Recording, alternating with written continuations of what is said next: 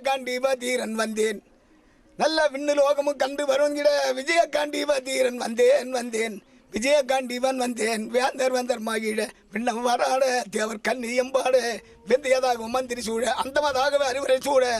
இதுதான் மின்னலொலி சிவபூஜையிலே அர்ஜுனனுக்கு. இந்த மக்கள் என்னை தகப்பனுக்கு தகப்பனாகவும் மாணவனுக்கு மாணவனாக நான் வைத்து ஆசிரியருக்கு ஆசிரியராகவும் மில் ஊட்டி பின் சாப்பிடுகிறார்கள்.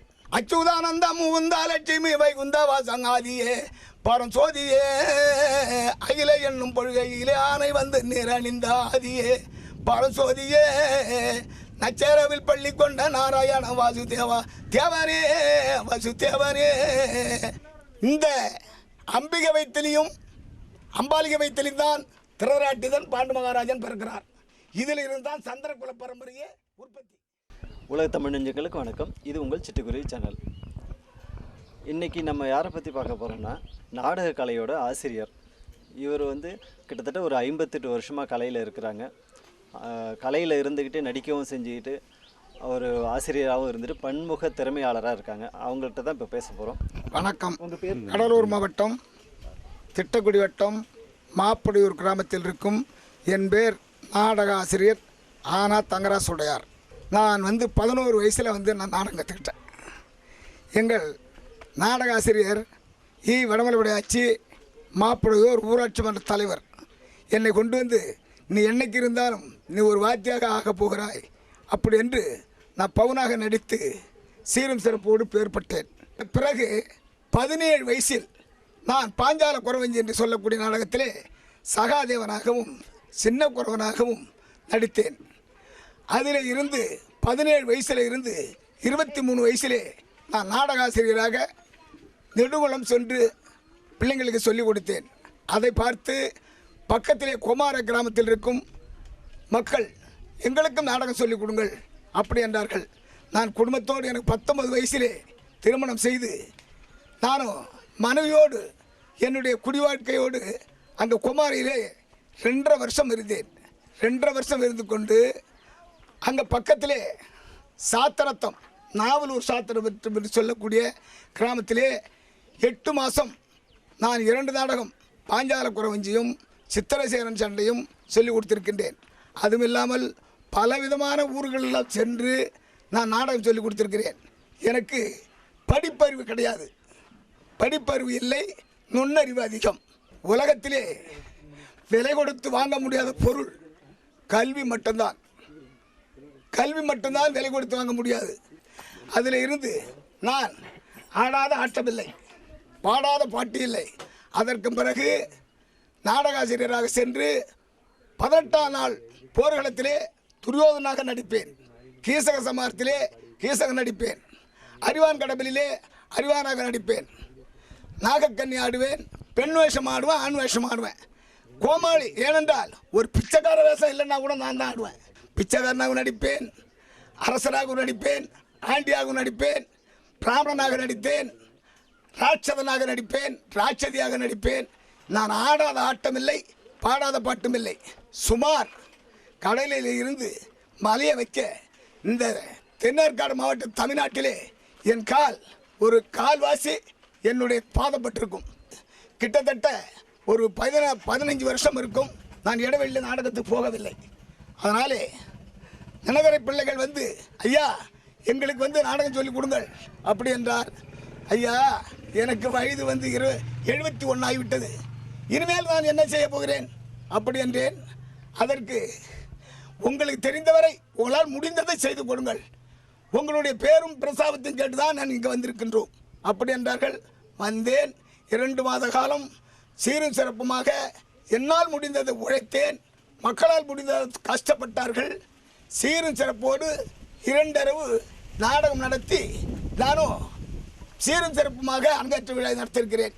கிட்டத்தட்ட சொல்ல போகணும் என்றால் எனக்கு எங்கள் ஊரிலே பாரத ஆசிரியர் தங்கவேலுபடியாச்சி சொல்வார், நீ சகலகால வல்லவன் அப்படி என்று எனக்கு ஒரு பெயர். ஏனென்றால் அனைத்து தொழிலும் செய்வேன். மிருதங்கம் அடிப்பேன், ஜாலரா போடுவேன், பெட்டி ஆட்டுவேன், தண்ணி மட்டும் கூட கொடுப்பேன். அதனாலே நான் செய்யாத தொழில் இல்லை. என் மனதில் இருப்பதை வாங்கணும் என்றால் இந்த ஜென்மத்திலே யாராலையும் என்ன மனசில் எடுத்த வாங்க முடியாது. அவ்வளவு வீராதி வீரன், வில்லாதி வில்லன். அதனால் அந்த திறமை இருந்தபடினால் மலை மக்கள் கிராமத்திலே மலையிலே வந்து நான் வந்து எழுத படிக்க தெரியாமல் இந்த நாடகத்தை சொல்லிக் கொடுக்குறேன்னா என்னிட்ட திறமை இருந்தது, நான் சொல்லிக் கொடுத்தேன். எல்லாருமே அதை செய்ய முடியாது. சில நாடக ஆசிரியர்கள் போவார்கள், ஏன்னா மிருதம் அடிக்க தெரியாது. சில ஆசிரியர்கள் வருவார்கள், தொண்டை இருக்காது. சில ஆசிரியர்கள் இருப்பாங்க, பாட்டு பாட மாட்டாங்க, தொண்டை தானே பாட்டு வரும். அதனால் எனக்கு வந்து அந்த சாரதாம்பாள் புண்ணியத்தால் எனக்கு அனுத்து பொருளும் எனக்கு அந்த சாரதாம்பாள் கொடுத்துருக்கிறது. என்னை இன்னைக்கும் என்னை யாரும் வெல்ல முடியாதுங்கிற சாமர்த்தியம் இருக்கிறது. கண் பார்வையும் கால் நடமாட்டமும் இருந்தால் இன்றைக்கும் தமிழ்நாட்டிலே எப்படியாப்பட்ட ஆட்டக்காரர்களாக இருந்தாலும் நான் தோற்கடித்து அடிபடுவேன். பாரதத்திலே ஒரு பெருவாகிய பாஞ்சால குறவஞ்சி அவர் என்ன தெரிவிக்கிறார், நீயோ உன்னை பார்த்தால் எனக்கு சந்தேகமாக இருக்கிறது. அடி 6 அடி குறமாதே எந்தன் அறுவையற்கே கூறி தெரிவித்ததை கூறடி எந்தனுக்கு முன்பு கூறியதை இப்பொழுது கூறாவிட்டால் வாளால் வெட்டு வம்பார். ஐவர்கள் வருவார் என்று தெரிவித்ததார் கைலாச வாசகரோ. ஐவர் காடு சென்றார் மறுவேடம் கொண்டார் திடமுடன் நான் மகிழ்ந்தேன். ஐவரிட சேதி தெரியன் மிக புலம் அறியேன். அப்படி என்று துரியோதனம் பாடினார்கள். இது பாஞ்சால குறவஞ்சில குறைத்த இடத்துல சிறைச்சாலை அடைக்கிறதுக்கு முன்பதாக.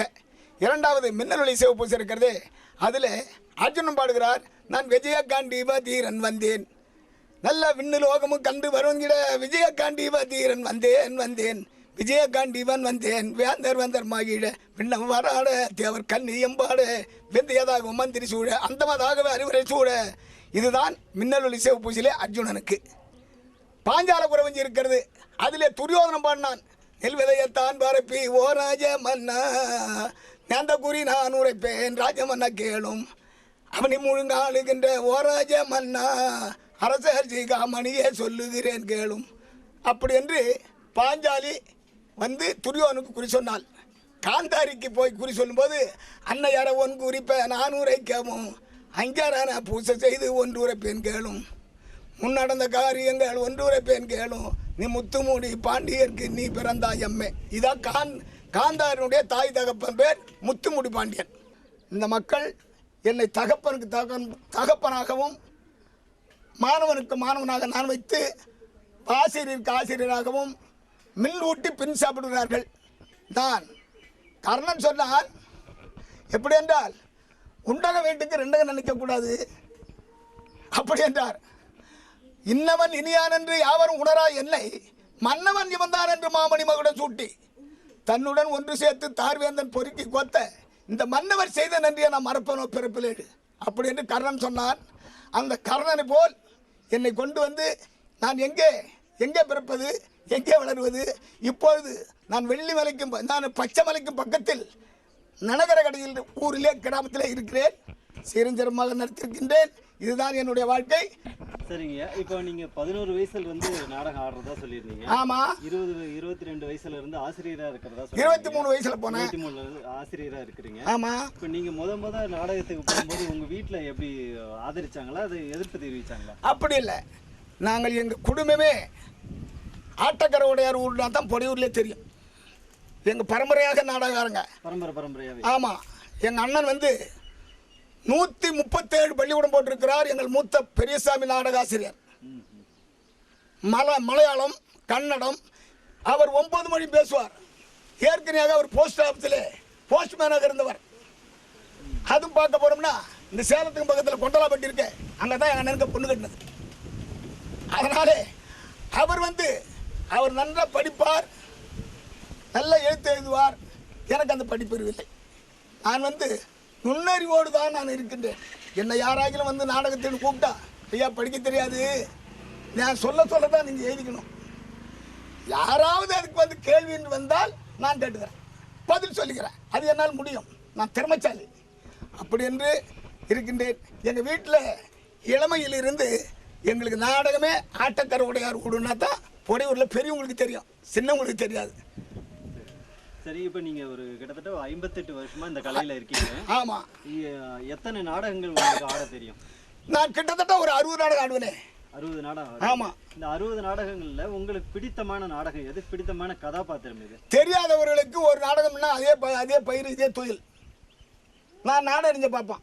எனக்கு பூநூறு பஞ்சம் இல்லை. எந்த நேரத்தில் எந்த வேஷம் போடணுமோ அந்த வேஷம் போட்டுக்குவேன். நான் இந்த இழிச்ச ஆள் கிடையாது. அதனால் எந்த நாடகத்தில் ஆள் இல்லையோ அந்த வேஷத்துக்கு ஆள் இல்லையோ அந்த வேஷத்தை நான் தலைமை தாங்கி தூக்கி நடிக்கக்கூடியவன். பிடிச்ச கதாபாத்திரம்னா எதுன்னு சொல்லுவீங்க? பிடித்த கதாபாத்திரம்னா பொதுவாக கலை தான். இன்னவேன்னா நாடகம் இந்த நாடகம் தான் வைக்கணும், இந்த நாடகம்னா இல்லை. ஆடுறவன் சாமர்த்தியக்காரனாக இருந்தால் எல்லா நாடகமும் நல்லா இருக்கும். ஏர் ஓட்டுறவன் நேரமாக சாமர்த்தியக்காரனாக இருந்தால் கோணக்கொல்லி கூட நிறுத்தி ஏர் ஓட்டி போடலாம். சரி, உங்கள் கலைத்துறையிலேருந்து ஒரு பாட்டு பாடுங்களேன். ஏதோ ஒரு நாடகத்திலேருந்து ஏதோ ஒரு பாட்டு. நான் எல்லா சைஸிலும் நான் பாடுவேன். சொல்ல தெரியுதா? பீமனையும் விஷத்தை ஊற்றி கொல்ல பார்த்தேன், வெந்த நாளில் ஐவர்களை கொல்ல பார்த்தேன், யாகவத்தினி டோபதைய துயில் உரிந்தேன், இப்ப தவை உளுந்த மரம் போலே தவித்து நின்றேன். ஐயனே ஐயா நாராஜங்காட்சி என்னடி செவையில் விட்டது போல் நடுநடுங்கி திகில் பட்டு துரியன் எழுந்திருந்து போராம எண்ணமுள்ள தீரந்தானோம். நான் போர்க்காலத்தில் துரியன் இதோ வருகின்றேன் ஐயனே. இது யார் பாட்டு? இது 18ஆம் போரில் துரியோதனன் பாண்டவர் தேவி சோபதையை துயிலுரிந்த கதை, மகாபாரதம். சரிங்க. இப்போ தெருக்கூத்து கலையை தவிர உங்களுக்கு வேற என்ன கலைகள் தெரியும்? எங்களுக்குலாம் அந்த அடுத்த தொழிலுக்கெல்லாம் வேலை கிடையாது. தெருக்கூத்து தான். எயிலேசே நாடகம். என்ன தெருக்கூத்துன்ற அவ்வளோ ஈஸா? இந்த ட்ராமா, இந்த சினிமா இவங்கெல்லாம் அவங்கெல்லாம் ஆடுறது தெரியல, நாங்கள் ஆடுறது தரையில். அதனால் எங்கள் ஆடல் பாடல் எல்லாம் எங்களோட அடங்குது. இந்த தெருக்கூத்தில் அவங்க எங்கேயோ நின்றுட்டு பாடுவாங்க, எங்கேயோ நின்றுட்டு ஆடுவாங்க. அது பொம்மை. டேரக்டாக இவங்க பார்க்க முடியாது. இந்த தெருக்கூத்து நாடகம் இருக்கிறதே டேரக்டாக நேராக பார்க்கலாம். பாடவும் முடியணும், ஆடவும் முடியணும். அத்தனை திறமையும் இருந்தால் தான் தெருக்கூத்து ஆடலாம். இப்போ பாரதம்லாம் உங்களுக்கு பாட தெரியுங்களா? மகாபாரதத்தில் நான் பூசாரியாக போகல. ஓரளவு பின்னணி கிட்டத்தட்ட ஒரு 17 பாரத பூசாரி கூட நான் பின்னணி பாடிருக்கேன். அதனால் யார்கிட்ட என்ன சரக்கு இருக்கிறது, எந்த பூசாரி எதை பாடுறாங்க, அது எதை சொன்னால் பொருந்தும், எதை சொன்னால் பொருந்தாது, என்னுடைய சிற்றறிவுக்கு தான் நான் செய்துக்குவேன். சரி, இப்போ பாரதத்திலிருந்து ஒரு பாட்டு பாடுங்களேன். பாரதத்திலையா? அச்சுதானந்த முகுந்தா லட்சுமி வைகுந்த வாசங்காதியே பரம் சோதியே அகில என்னும் பொழுகையிலே ஆணை நீரணிந்த ஆதியே பரசோதியே நச்சரவில் பள்ளி கொண்ட நாராயண வாசுதேவா வசுதேவனே. இந்த தெருக்கூத்து ஏன் அப்படி என்று சொல்வார்கள்.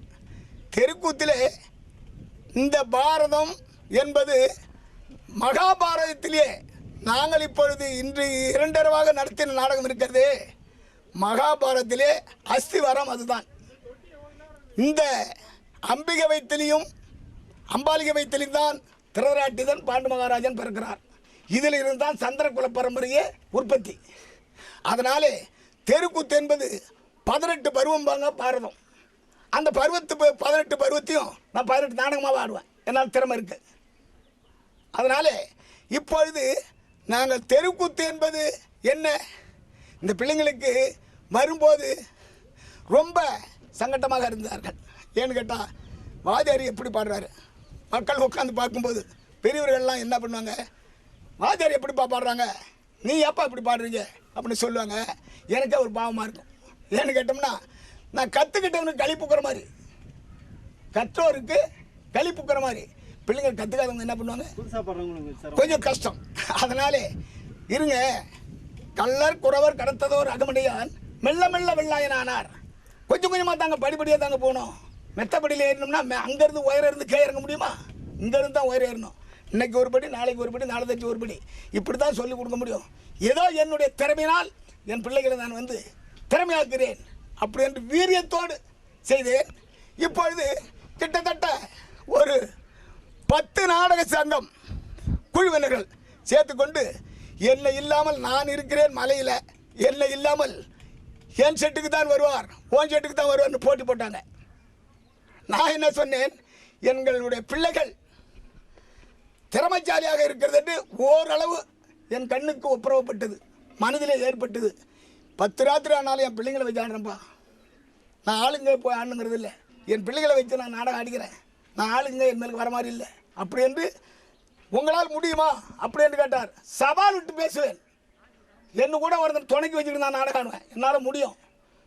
கிட்டத்தட்ட கீசக ஒரு பாரத பிரசங்கர் நக்கம்பாடி ராமசாமி அவர்கள் ஒரு 6 வருஷத்துக்கு முன்பதாக தர்மக்குடி கேட்டில் வந்து பாரதம் படித்து கொண்டிருந்தார். நான் வந்து கீசகன் ஆட போனேன். கீசகனுடைய தாய் தகப்பன் யார் என்று தெரியாமலே 35 வருஷம் பாரதம் பாடிருக்கார்.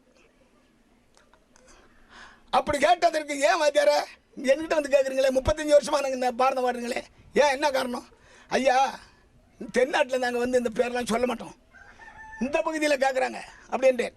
நான் என்ன தெரிவித்தேன், கீசகனுடைய தாய் தகப்பனுடைய பெயர் யார் என்றால் கேகே மகாராஜன். கேகே மகாராஜன் அவருக்கு 2 மனைவி. சுதர்கனை இருக்கிறதே கீசகனுடைய அக்கா, அது வந்து ராஜக்கண்ணிக்கும் கேகே மகாராஜனுக்கு பிறந்தது சுதர்கனை. மாலாதேவிக்கும் கேகே மகாராஜனுக்கு பிறந்தவன் கீசகன். கீசகன் பிறந்தது ஒண்டி தான். அவனுக்கு பக்கபலமாக வேணும் என்று உபகீசர்கள் 103 பேர்த்தை உற்பத்தி ஆகினார்கள். உற்பத்தியான குழந்தை கீசகன் முதல் உபகீசகர் வரை 104 பேர். அந்த 104 பேர்களே பலவிதமான கேள்வி சொல்லுவாங்க. ஏன்னு கேட்டால், நான் சாமர்த்தியக்காரன் நீ சாமர்த்தியக்காரங்கிறது சும்மா. அவள் அவர் சித்தறிவு கட்டினவார். ஒரு பாரதபுரசாலிகிட்ட ஒன்று இருக்கும், ஒரு ஆட்டக்காரங்கள்ட்ட ஒன்று இருக்கும். நல்லா ஆடுவான், அவனுக்கு தொண்டை இருக்காது. தொண்டை இருக்கும், ஆட்டம் வராது. ஆட்டம் வரும், பாட்டு வராது. இப்படிலாம் இருக்குது. ஏதோ எனக்கு அந்த சாரதாம்பாள் புண்ணியத்தில் ஆட்டமும் உண்டு, பாட்டும் உண்டு, குரலோசையும் உண்டு, அனைத்து பொருளும் இருந்ததினால் எங்கள் பாரத ஆசிரியர் தங்கவரப்படியாச்சு காலம் சென்று விட்டார். நமது ஊரில் சுக்கலாம்பிரதங்கிற பாட்டுக்கு பிர்கா பிடிக்கிறதுக்கு முடியுமா அப்படி என்னன்னு சீராட்டி பாராட்டினார்கள். இப்படியெல்லாம் பல நாடகம் இருக்கிறது. ஏன்னா கத்தவங்களுக்கு கழிப்புக்கிற மாதிரி தெரியாதவங்க கொஞ்சம் முழிப்பாங்க, தெரிஞ்சவங்களுக்கு அல்ல சொல்லுவார். எங்கள் வாத்தியார் வடமலைப்படையாச்சு 30 முழமும் 3 முழம் தான், 3 சுத்து தான், 3 சுத்தும் 30 முழம் தான் பாரு. அதனால் போத்திக்கிட்டும் படுத்துக்கலாம், படுத்துக்கிட்டும் போத்திக்கலாம், ரெண்டும் ஒன்று தான். அதை என்ன இப்படிலாம் சொல்கிறாங்கங்கிறது ரொம்ப மகிழ்ச்சியோடு இருப்பார். என்னை நாடக ஆசிரியர் வாழ்த்துகிறார். நானும் என்னுடைய திறமையை காட்டி எங்கள் பிள்ளைங்களுக்கு சொல்லிக் கொடுத்துருக்கின்றேன். நன்றி, வணக்கம்.